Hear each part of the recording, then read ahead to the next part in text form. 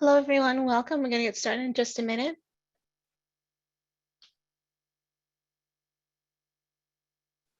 While we're waiting to get started for everyone to join us, if you want to say hello in the chat box, let us know where you're joining us from.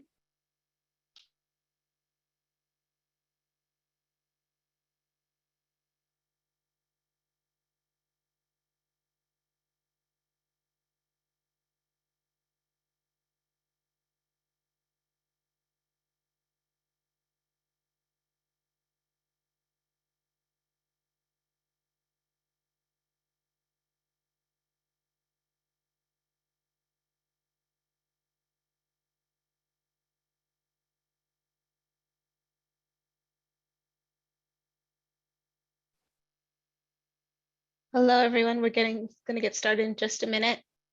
We're saying hello in the chat box right now.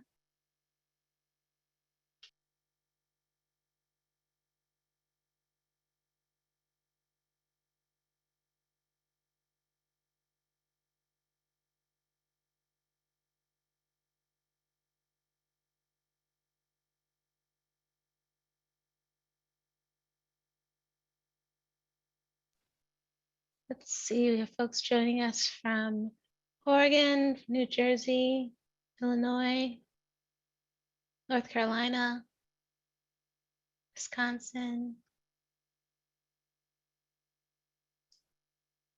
New York, lots of Wisconsin and New York, Colorado, and Minnesota. Glad to have you with us. Good morning, good afternoon, depending on where you are. All right, we're going to go ahead and get started.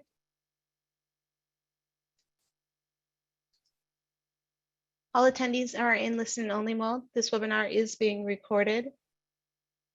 A link to the recording and the slides will be made available to you.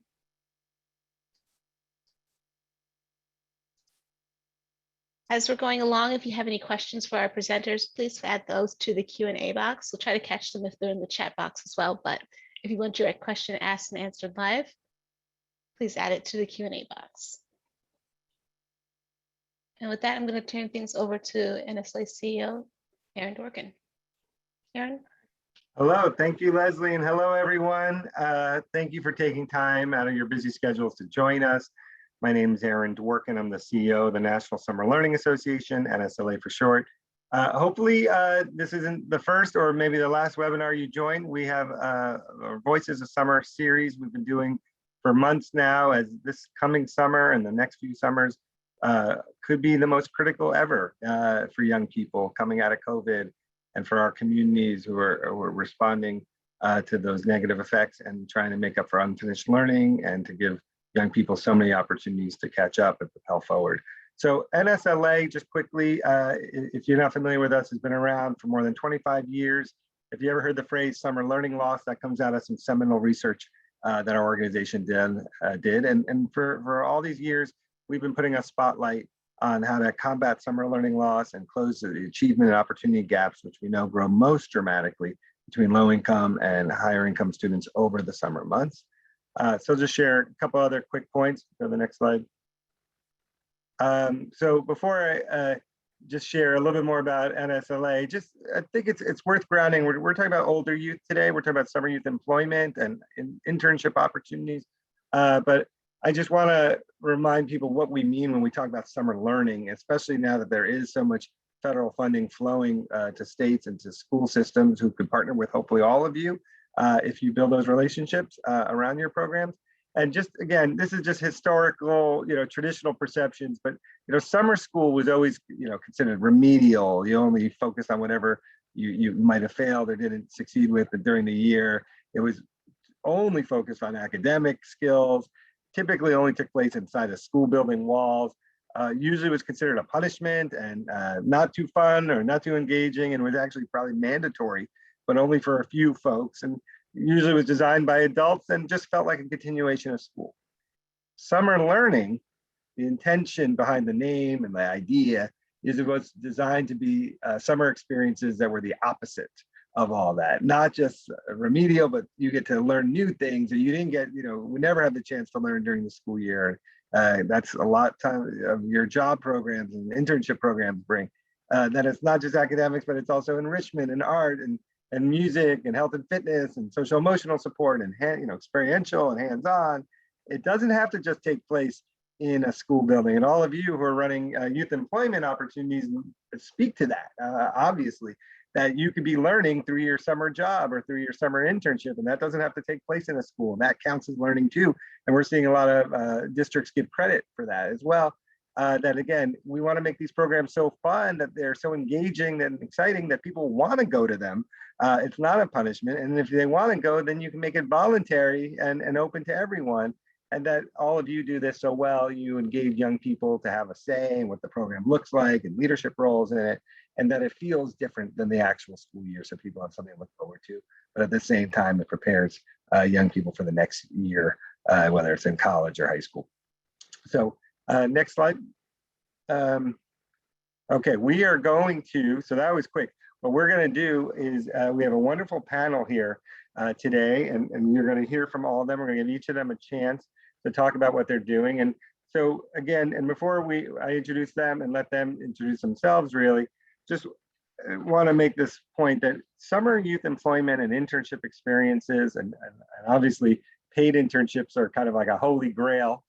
We think of unpaid work and unpaid internships as really discriminatory, really exclusionary, really off limits, especially to low-income young people and low-income families. And we see that no other place do we see it so glaringly as on Capitol Hill in Washington, D.C. And you're going to hear from College to Congress, which is doing a lot on that. But we have a great panel. We have Rashaun Bennett from the National Youth Employment Coalition, who's going to give us a national perspective on what's going on with youth employment. We're going to hear from Andrew Knoblich, who is the director of the Mayor Summer Youth Employment Program in Charlotte, North Carolina, considered one of the most well-regarded, innovative, effective summer citywide youth employment programs.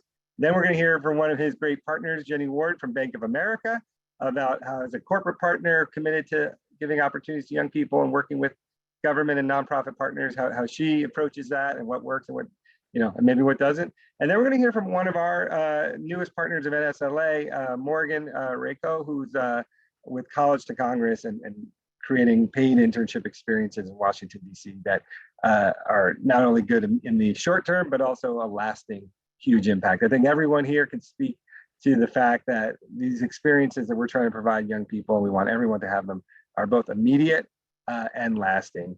And the last thing I'll say before I turn it over to Rashaun is just that the importance of summer is that it's a chance to improve, to get better for all of us, whether it's the young people or the adults. And a lot of our programs kind of help enhance the skills of the adults working with the kids. It's a chance to be innovative. And we see so much creativity in the summer that if we do good things, it carries on into the school year. It's also this amazing time to break down the artificial silos in education and workforce development that we see all these nonprofits and government groups and corporate groups and school systems that are all trying to serve the same kids at the end of the day, and sadly don't always coordinate and communicate. But in the summer, we have a chance to actually bring them all together in a real deep way. That again, if that works well, will carry over into the year. And then finally, the impact. And like I just said earlier, I think we make all of your work, and we're here to support you, can make a huge impact at the national level, at the community, city level, and most importantly, in the life of a young person. So with that said, I'm going to turn it over to Rashaun to share his perspective and explain what the National Youth Employment Coalition does and what we can learn from them. Great. Yeah. Thanks, Aaron. And thank you, both you and Leslie, for putting this great webinar together.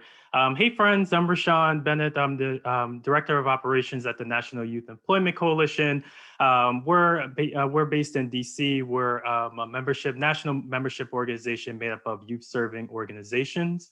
Over the past a year, I've had the pleasure of kind of working with a lot of our members throughout the country, from Philadelphia and Baltimore and Austin and Louisville, Kentucky, who run summer programs to kind of get a sense of, what works, what doesn't work. And today I just want to kind of briefly go through some national trends that we've been kind of tracking. One thing, and Aaron picked up on is Aaron picked up on is over the past couple of months, there's been a ton of innovation happening. Most programs that still did SYEP last year did it on mostly a virtual format with the fundings from mostly local and philanthropic funding sources. That's still pretty much true for this upcoming summer. Many programs are still virtual. The only caveat to that is with states reopening, many of the in-person experiences that we're seeing is really being led by kind of the parks and recs and the sports and kind of outdoor activities, camp counselors, those types of things are kind of leading the way on that. Office jobs, not so much. Want to share just a couple of stats from one of our partners that connects folks. They run a platform that connects folks to summer internship programs, Simba. And this was taken last year, so you can imagine kind of the stats are probably have shifted a bit this year. But even last year, we're talking about older youth, high school and some college students. 51% of those students were glad the internships weren't canceled. So that just shows the gravity of that young people want the summer youth employment to continue and also grow. We can talk more about kind of growing them in a couple of minutes. 22%, although 22% did worry that their experience wouldn't be as good, and 12% worried that they wouldn't be able to prove themselves of deserving a kind of a full-time role or some type of extended role afterwards. So how did folks kind of adapt to that? I've got a couple of trends that we noticed. Going virtual didn't necessarily mean decrease of overall cost. Cost kind of shifted. So as folks are looking to expand their virtual programming, the cost of in-person activities or kind of building costs and those types of things might have decreased. But in Nashville, they found that they did have to spend more on hiring adult workers to really work with youth, IT professionals, things like that.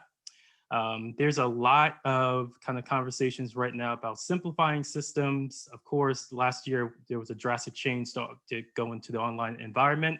It's interesting to see what's kind of staying and what's kind of being kind of streamlined and simplified. If we can kind of get into that, that's mostly being for folks running summer youth employment programs, the type of platforms that they use to kind of get documentation, set up those bank accounts.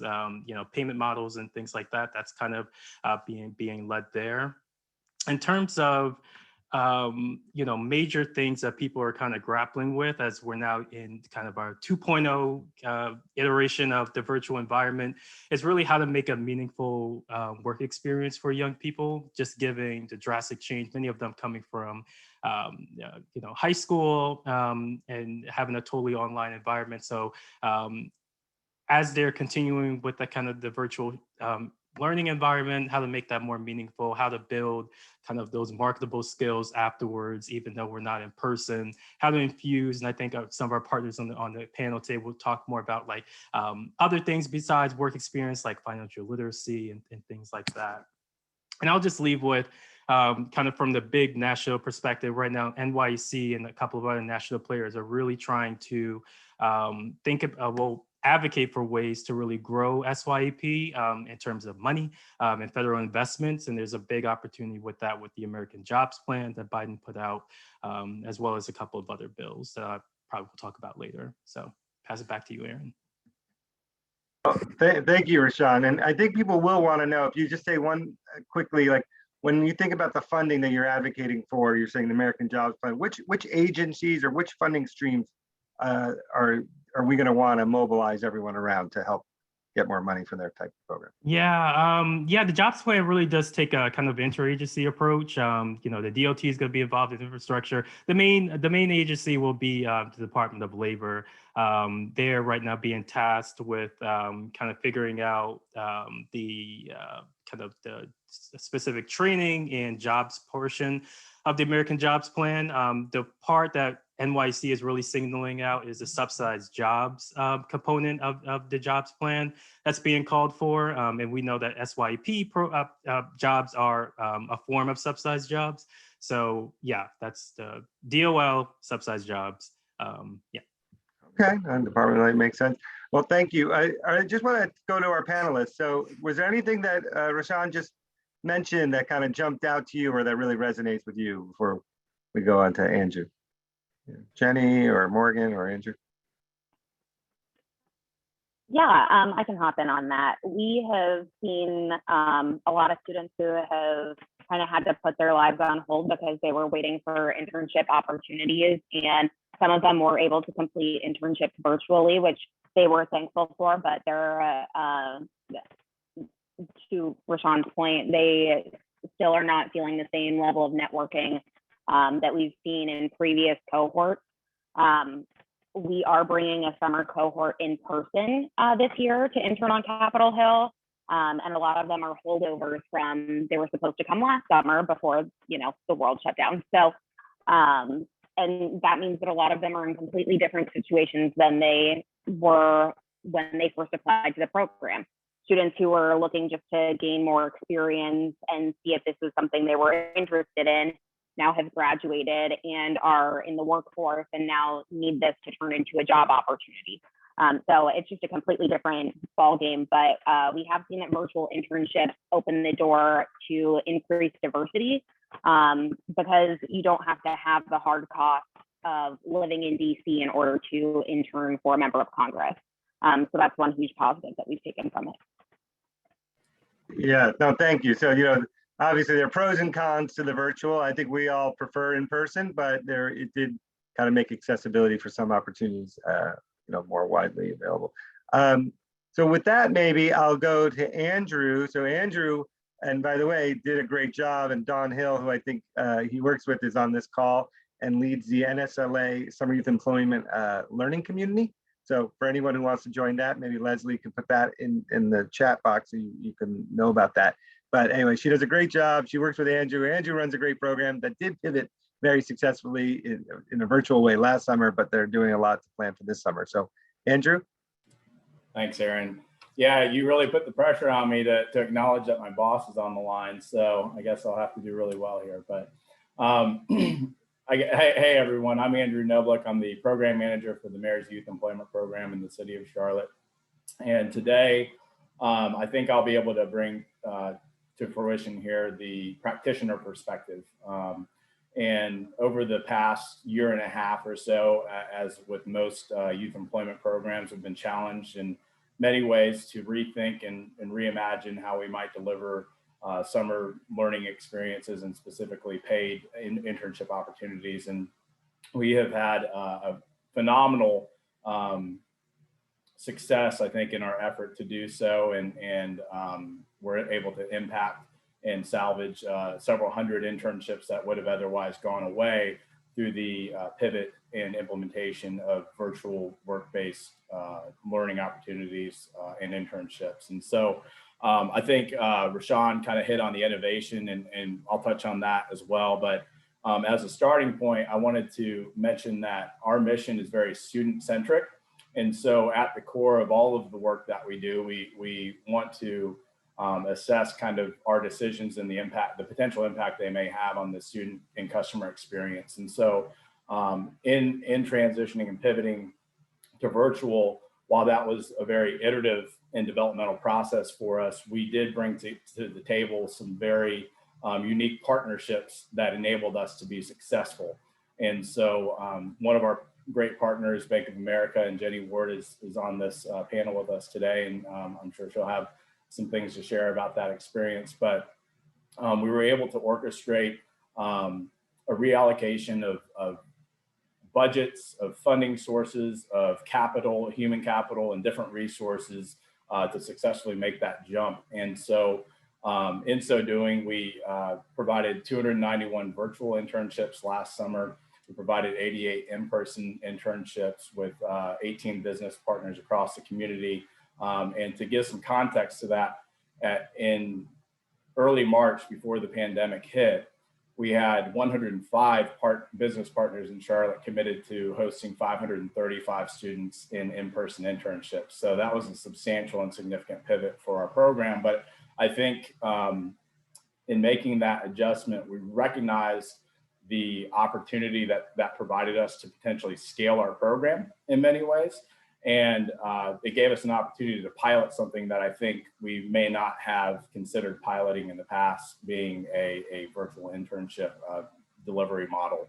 And so, again, I think a big element of that was to think about the student experience, really pinpoint the specific curriculum that would be integrated. We partnered with an ed tech firm to develop that curriculum. We also partnered with LinkedIn Learning to provide some curriculum and fill in some asynchronous learning modules. And we were able to reallocate our operating budget funds from the community to support the payroll, excuse me, of the students as well. And so, you know, moving forward this year, we're poised right now to serve 505 students for this summer, which is a 33% increase over last summer. We'll have about 300, close to 350 students going through the virtual pathway, about double the amount of students in in-person internships. And we anticipate that for summer of 22, we hope to get back closer to the level we were at pre-COVID, about 500 in-person internships, while also leveraging the virtual learning space to enhance and scale our program. So lots of learning takeaways from that. And our team, as Aaron mentioned, Dawn's been orchestrating a coalition and collaboration with other National Summer Learning partners. And we're just excited to share the work, and they're very open to sharing what's worked and what hasn't worked well. I know we have had a lot of learnings along the way across our small and mighty team, but are excited to definitely share. I think, again, partnerships were key to that. And, you know, I'd love to go ahead and pass it back to you, Aaron, to turn it over to Jenny. And Bank of America is not only a funding partner of ours, but they also are a provider of on-site internships. And they were also able to successfully deliver 15 on-site or modified on-site internships to students for the city of Charlotte specifically. Of course, they're serving other cities across the nation as well. So I'll go ahead and pass it back to you, Aaron. Thank you. Yeah. No, first of all, thank you so much, Andrew. And maybe right before we get to Jenny, just I'll just ask a question. Like, you guys pivoted, you did the LinkedIn Learning, but what were the biggest pain points in that pivot for you in terms of, you know, what didn't work well that you're like, oh, we tried, but we're never going to do that again? And oh yeah, I'm laughing because my entire team is on the call right now, so I'm sure that they're in the back of their heads, you know, saying everything that went wrong.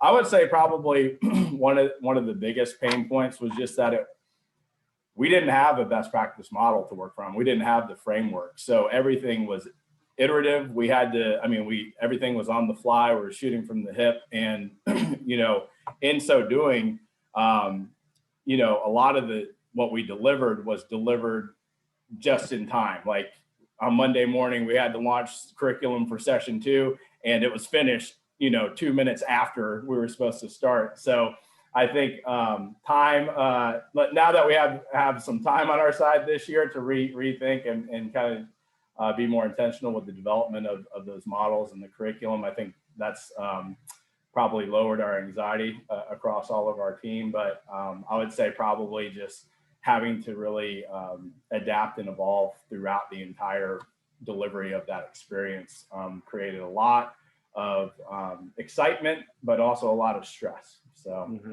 And can you just say one other quick thing, and maybe if anyone else has, most of your funding just comes from the city. Can you describe like where you get most of your funding and how you work with some of the, especially some of the nonprofit programs that are trying to get your young people to work with them more?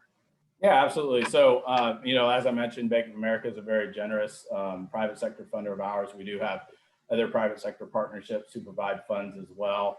And through that generosity, we're able to supplement traditionally the placements of students in nonprofit 501c3 on-site internships. And in many cases, our private or our nonprofit partners may not have the operating budget to bring on and pay for an intern. So those finances really do help to support not only the placement and payroll costs of the student, but also the organization in advancing their mission and good work that they're doing within our community too. So it's kind of a double benefit there, so to speak. beyond our private sector partnerships, we have a very strong partnership with the local school system, school district here, Charlotte-Mecklenburg Schools. We cost share on many of the aspects of our work. And of course, we have our operating budget from the city of Charlotte that supports the lion's share of the work that we do. So it is kind of a very unique melding of financing and how we make that work. But I think it brings a lot of different stakeholders to the table, different thought leaders to the table, and it helps us really to drive our mission forward, which is to, enhance the economic mobility of youth in Charlotte. Mm-hmm. Thank you so much. Morgan or Rashaun, do you have anything you want to quick reaction? Anything Andrew shared? Or?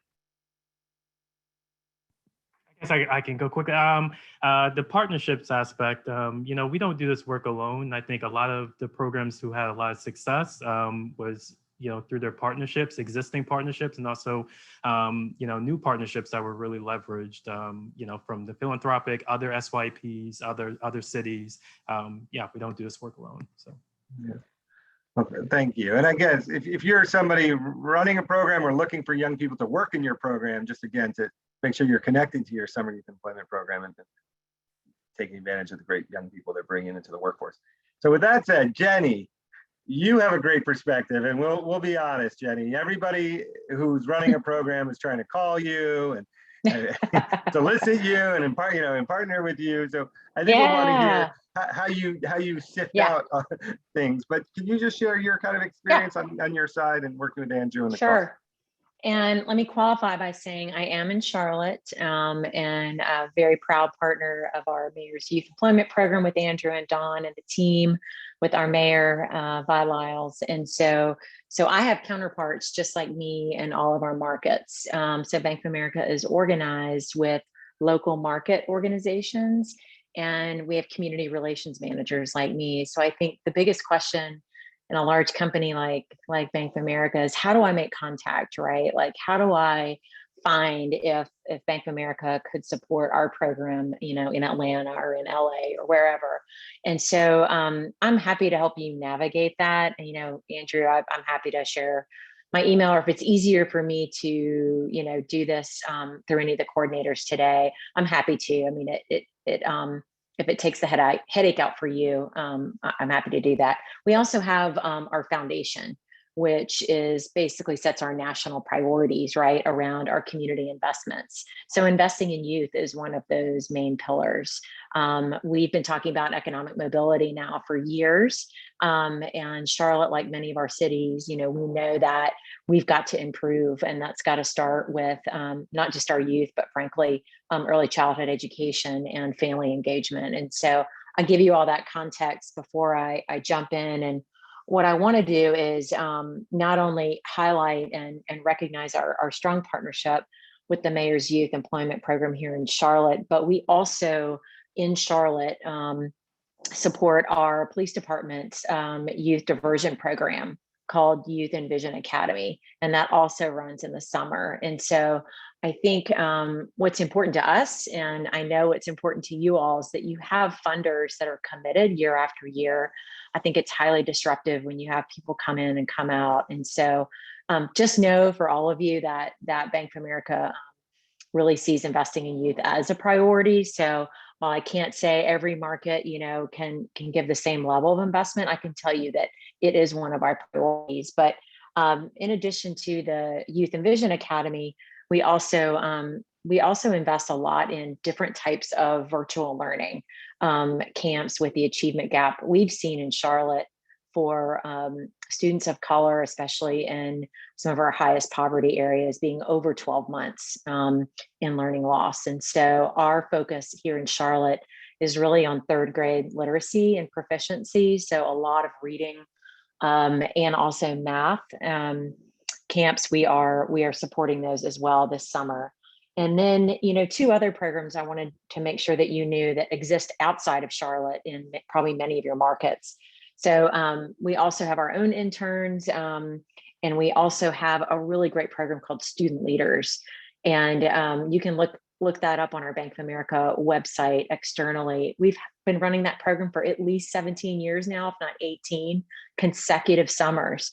And what we do is we work with each school district, and we have an application process where a paid internship with Bank of America through the summer, and you actually work at a nonprofit, and you get dual programming. So you get programming through us, through our national foundation.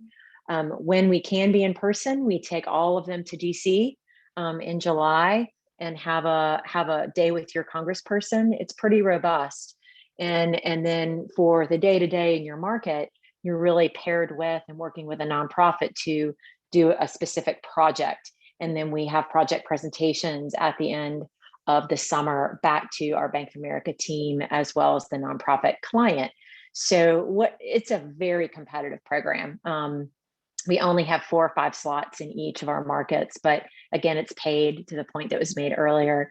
It's so important that we look at paid internships. And it helps that resume, right? To say that you're a student leader with Bank of America and you got this experience. And again, we're committed, which is why we think consistency is really important from a funder in this space, so that not only our youth can see our brand favorably, but our partners in the community can utilize and leverage Bank of America's commitment and kind of join in and be an investor. And that's really what we've worked with Andrew and Dawn on. And kudos to them. We gave them a bit of a challenge, to match our funding. And so we want to see other private sector brands come to the table. And we never want an organization to feel over reliant on us. That's the catch-22, right? You want consistency, but you also don't want an over reliance in case something changes. You want to have good sustainability there from your financial partners. And so it just makes everything, more robust. I think that is all I'll cover. I'm happy to, one last thing, Andrew and Dawn know this well, but in 2018, our community really embarked on a massive study called Leading on Opportunity.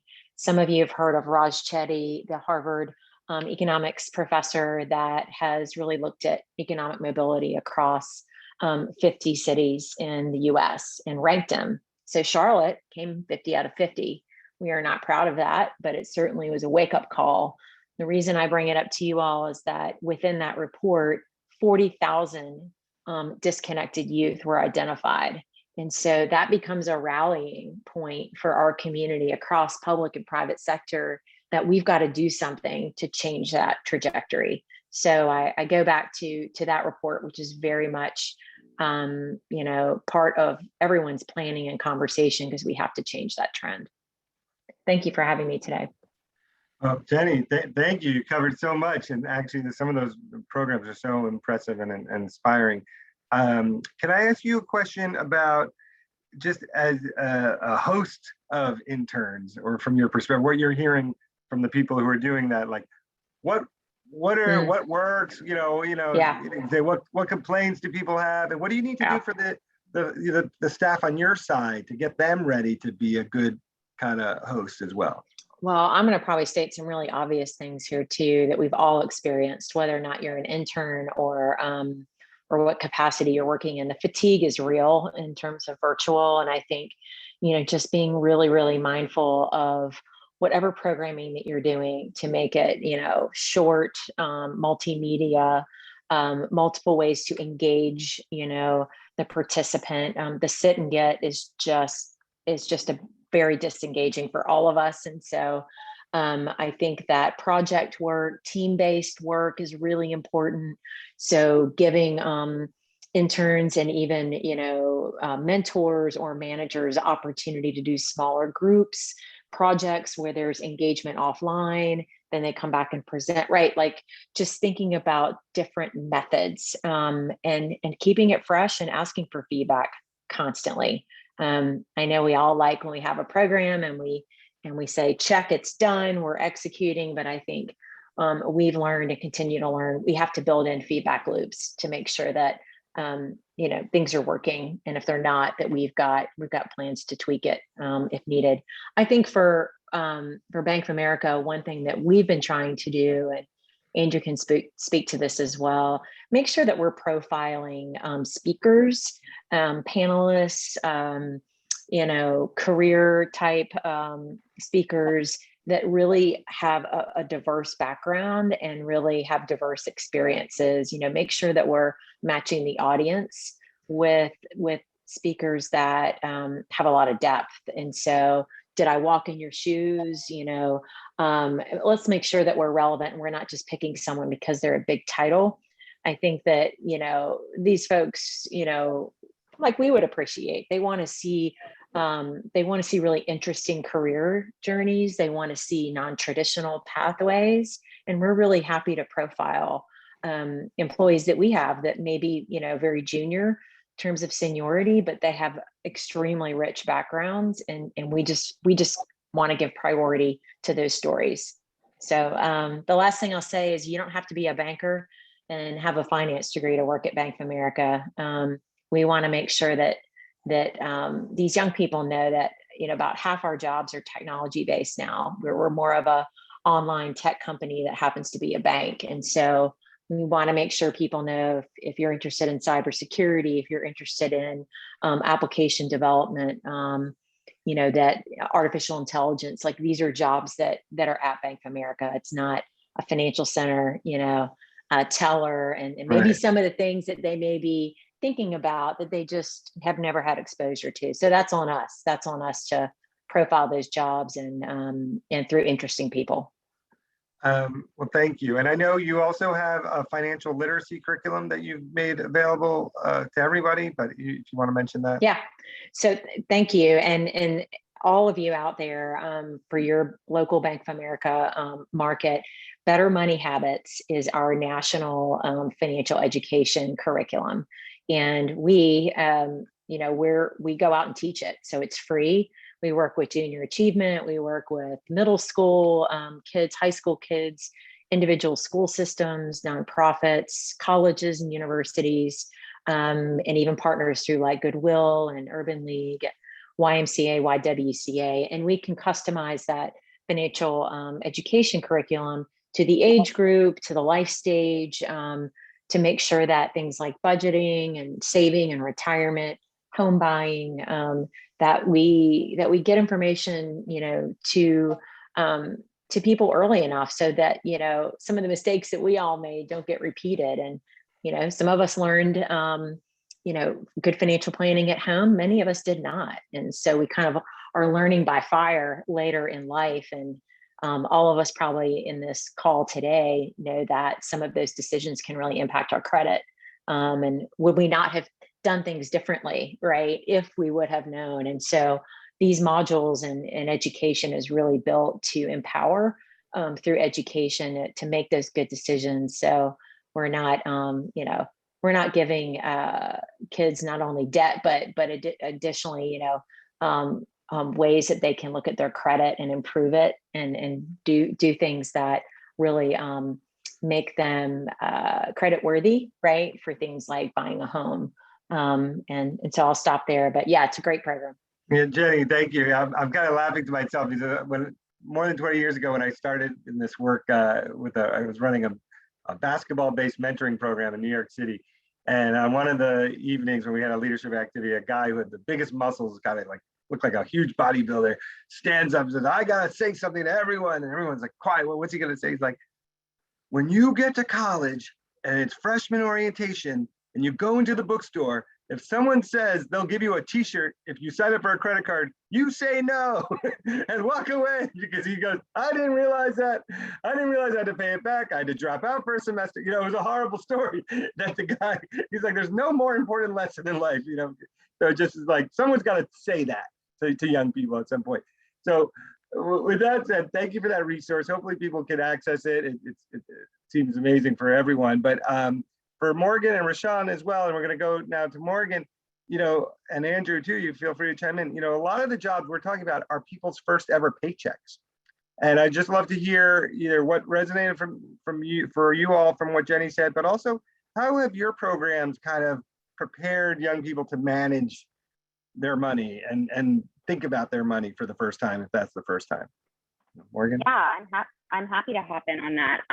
College to Congress actually launched last year our online learning platform So we went from serving about 15 students in person for in-person internships each summer to serving over 800 students learning online, and then helping place them in, at this point, mostly virtual internships, but we are seeing some who are starting to go into person. But part of our curriculum is financial literacy, because we find that a lot of the students that we serve, who are all low income and Pell Grant eligible, really are not learning those lessons at home. And it's not something that's really worked into most high school or early college curriculum. And as you said, just, you know, the trap of being at the bookstore and there being a free t-shirt and you thinking it's, a card you can just swipe.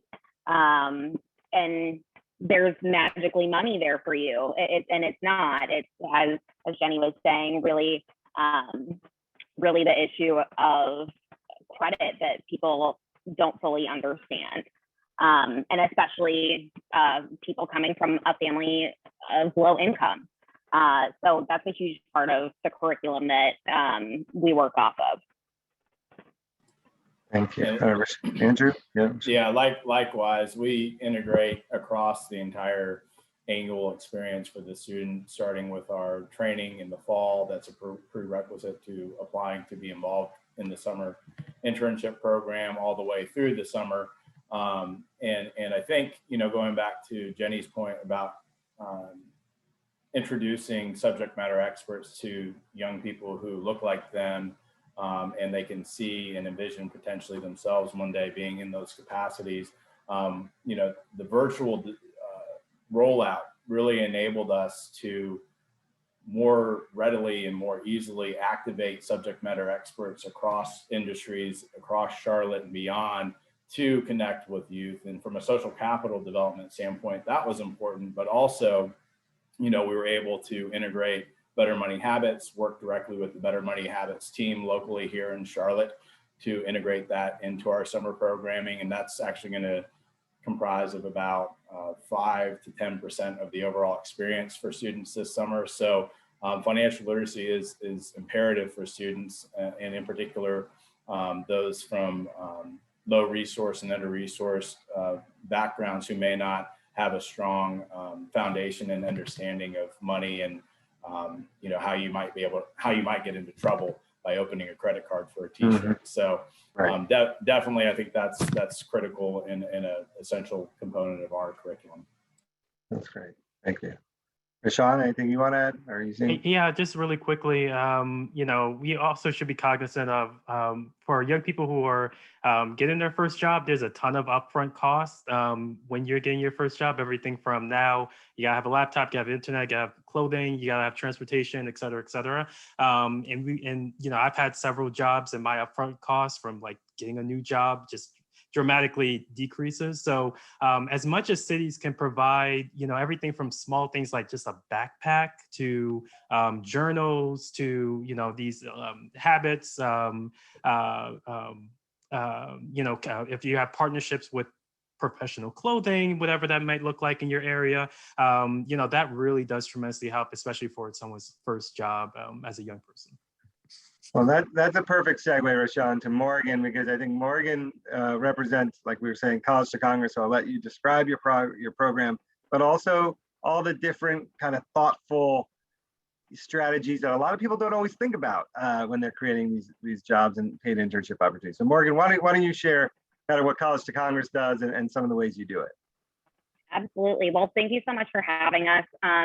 I'm the Deputy Director for College to Congress, and really what we do is help bring diverse and high-achieving low-income students to DC in order to begin a career in public service that they probably wouldn't be able to afford to do on their own. We've successfully advocated for the House of Representatives to have each individual office have pay for interns set aside.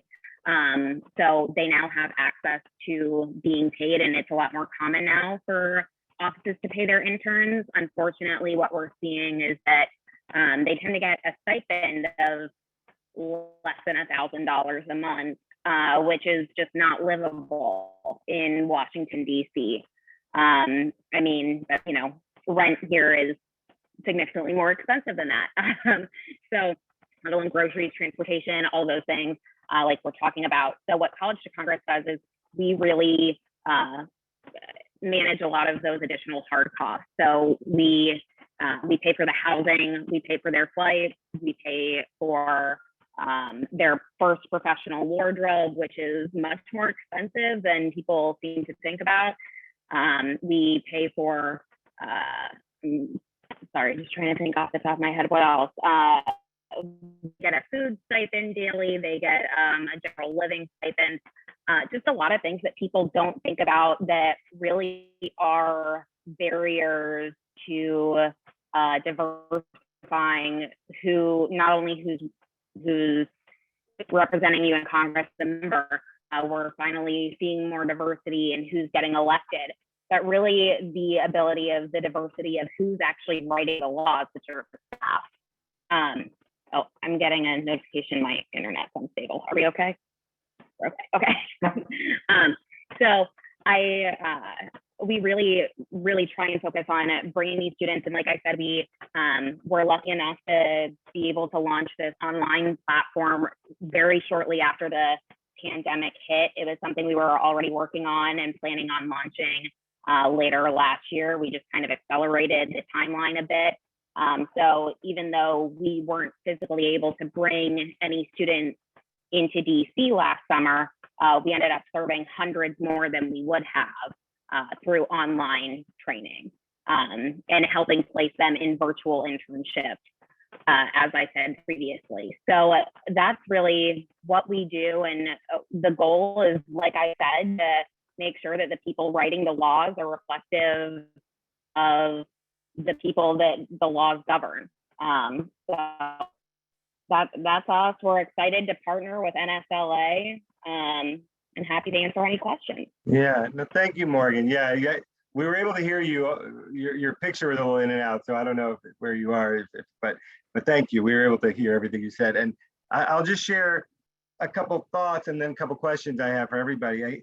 One is this distinction between a summer job and a summer internship. And the one we talk about in NSLA is a summer job. Everybody needs to make money and needs a job. And sometimes it's something you like and sometimes it might not be.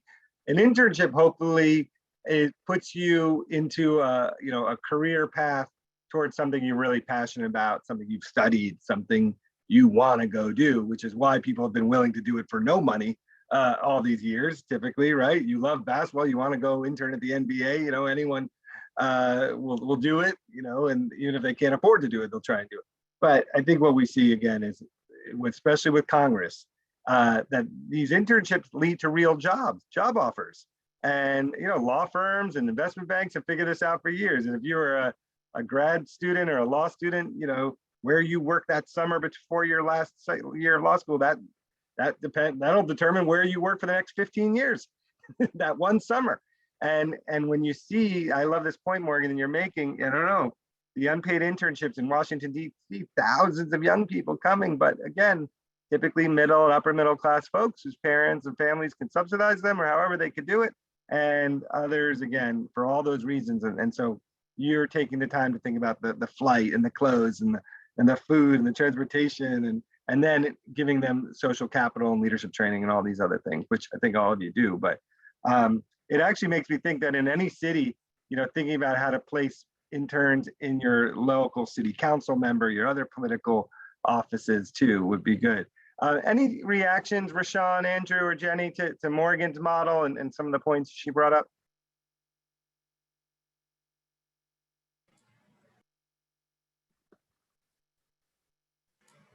I mean, I think Morgan, College of Congress is spot on with the financial needs. And I think that, there's a overrepresentation in DC probably of middle class and affluent individuals and children of those families and individuals. And so I just really applaud the work of your organization in opening up opportunities for folks who may not otherwise have those opportunities. And it's so critical.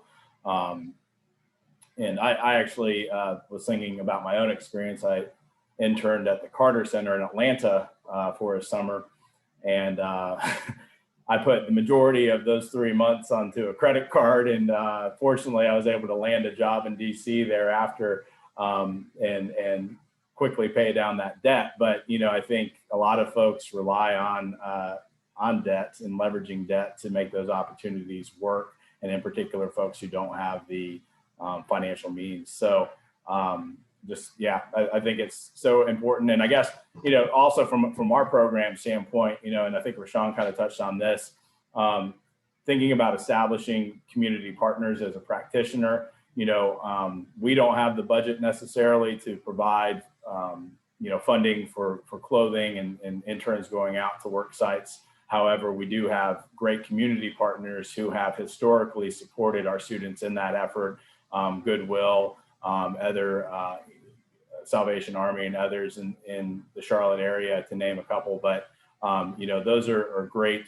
partnerships that do supplement and provide those types of supportive elements and resources to our students. So love it. Thank you so much.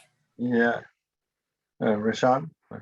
Yeah, I just really appreciate College of Congress's efforts to really disrupt this whole notion of, you know, we can't find the right talent, you know, if only, you know, we want to build more diverse pipelines, but gosh, darn it, like the talent isn't there. And it really does show you that if you give the right supports, really build those pathways and frankly, just pay people, you know, we can really, we can fix that. So that's one. Oh, and Yeah. I put in the chat, I should have mentioned this earlier. Yeah. And yeah, from my own experience, the internship that I took in DC was unpaid, but you know, through a program similar to College of Congress, I was able to get funding for that. So that really, you know, that helped me accept the internship because otherwise I wouldn't have. And then I should also note, yeah, I'm a long-term advocate for interns. I started my career in Charlotte's Mayor's Youth Employment Program many decades ago. So. Oh yeah, so, wow, yeah, I don't, that wasn't even that. intentional, but you're right. So there we have a success story right here. Yeah. I know, that's amazing. Let me ask you, we have only a few minutes, but maybe if we could talk about what makes, or what are the employers looking for, Morgan, especially the folks, the offices you're trying to place people in, and I guess all of you, what skill sets are they asking for? What specific skills, what other things are they asking you prepare them for, or say we're looking for people who could do A, B, C? Sure, yeah, happy to touch on that.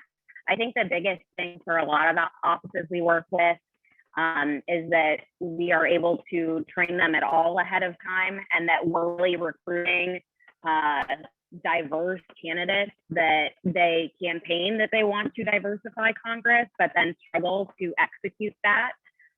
So just the connection with the students that they're looking for is huge. And us being able to eliminate a lot of the barriers that financially, without College to Congress, a lot of those students would not be able to accept internships, even if they were stipended at a low rate.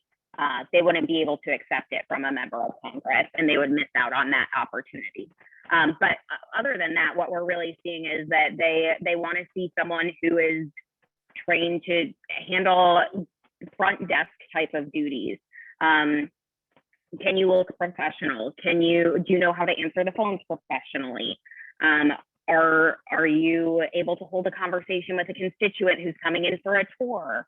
They're really looking more for the less training they have to do on the front end. So we try to provide that. We try to provide training for our students on how to deal with constituent service issues, those sorts of things. But also a lot of people call their member of Congress when they're angry about anything, whether or not the member of Congress has anything to do with it. So really just learning how to let things slide off and not affect them, and how to professionally handle someone who is not speaking to you as if you are a professional.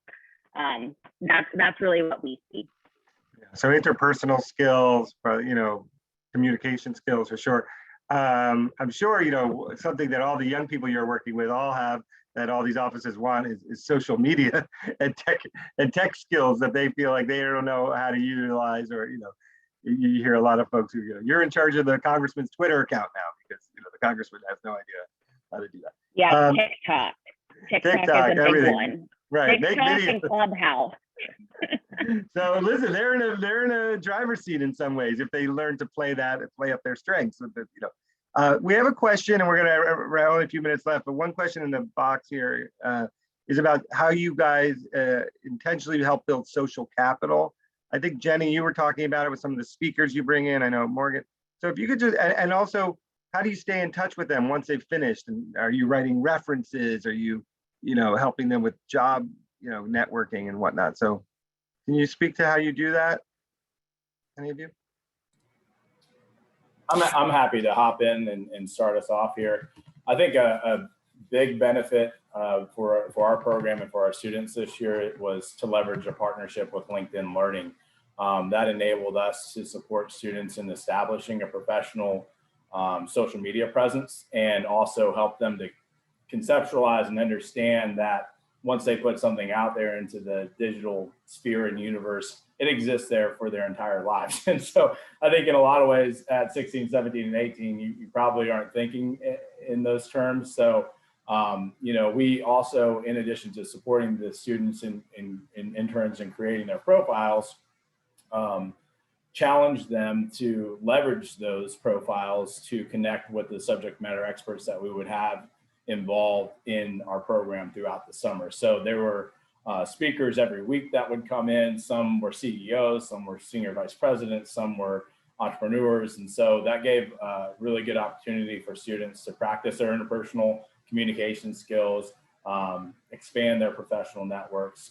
From a standpoint of how we interact and interface with students after they're beyond our program, as alumni, we are hopeful that our underclassmen or folks who are not graduating from high school would consider coming back, providing us with feedback about how to improve on the student experience. And right now we're in the process of organizing a longitudinal study to track, hopefully in the subsequent 3 years, the experience and impact and influence of our program on the student's trajectory. And obviously, Rashaun is a great example of an outcome of our program. But in no small way, I'm sure we need to hats off to him for his own efforts and so forth to drive forward. But I'm glad that he landed in this space, and he's kind of on a national platform now to influence the work across the nation in summer youth employment practices. And so we definitely are open to staying in touch, and I think we're going to do that through outreach and understanding kind of feedback and data, and like Jenny mentioned earlier, kind of having that feedback loop is important, and we want to think about how to leverage that feedback to improve our experience for our students. Thank you, Andy.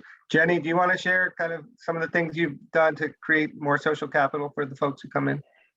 I mean, I think mentoring in general, anytime you can formalize something beyond, right, the program and connect people if they're willing to opt in, is like Andrew said. I mean, that looking at the span over several years, what impact, having a mentor or a program manager or somebody, advocating for you. And I would just say it's a bit of a soapbox, but I think we need to do more to teach and develop our young people on how to do that. I think they're so comfortable with social media, but they're not as comfortable with emailing and setting up a phone conversation. And what does staying in touch look like, right? Like, what's frequent enough? And I think we need to help our young people through examples, understand how to do that, and not just assume it looks like emailing once a year, or just when you need something. So I think that we have to help both sides of that. But I have seen more success, like I put in the chat, Year Up, I've seen some great sessions where they've done kind of mock, not just interviews and talking about yourself, but I think this topic could feed in really nicely to that. I don't think we give enough attention to what does it mean to stay in touch with someone. Call that mentoring, call that, a reference building, and someone that, again, you can learn from and who cares about you. And I just think that we need to help our young people understand how to do that. Well, thank you so much, Jenny. I know we're over. We're going to wrap up right now, unless Rashaun, I saw you just put some resources in the. You want to just mention those? Oh yeah, I briefly mentioned our federal advocacy to expand subsidized jobs, i.e. SYP. We're going to be doing a Hill briefing tomorrow with lots of staffers. You're welcome to join, folks in the field. The more voices we can get to attend, the better. And that's tomorrow at 1 p.m. And then my organization, we're continuing a lot of the conversations around summer learning and summer youth employment at the end of June at our annual conference. So hope to see other people there. Yeah. I'll be there. So, yeah. Well, listen, I want to thank all our panelists, Rashaun, Andrew, Jenny, Morgan. Thank you so much. I'll just plug a couple quick things. NSLA is piloting with College to Congress. The first time we made 4 internship spots available through College to Congress for alums of NSLA National Award-winning programs. So if you're one of our partner programs, apply for it next year. Hopefully we'll expand the number of spots. Looking forward to that. Also, what we mentioned, Don Hill and Andrew are part of our summer youth employment professional learning community. I think Don mentioned the next meeting's in August. They meet quarterly, and then hopefully at our national conference in person, if we're all allowed to gather in November, which will be in DC. So we want to encourage you. It's free to join, and I think a lot of valuable resources. We also are going to be trying to put a spotlight on all of your work this summer, July 12th through 16th. It's something called National Summer Learning Week, and it's a chance to invite the media and policymakers to see what you do. We're going to be running a multi-million-dollar national awareness campaign to drive attention to it, but it's mostly to put local spotlight on what you're all doing. So keep that in mind. And one last tip, that everyone's giving tips, but one tip I got that someone passed to me was, if you want a job, they said this, if you want to ask for a job and you'll get advice, but ask for advice and you might get a job. And so, just don't come so heavy-handed, but if you take the time to get to know people and learn everyone in there who you're working with and why they're there and how they got there, it should open up some opportunities for you. There's so much more for us to talk about. We're going to keep this conversation going in future times, but let me just say that our country is focused on this issue right now in a way that it's never been, and all of us have a chance to make a big difference and bring even more opportunities to millions more children if we do our job right. And no one should feel alone. We're all here to help each other out. So thank you for your time today. We look forward to staying in touch. We hope you have great summers with your students, and we want to hear all about it and grow it for the next summer as well. So we'll be in touch. Thanks, everyone. Thank you all. Aaron, thank you, Leslie.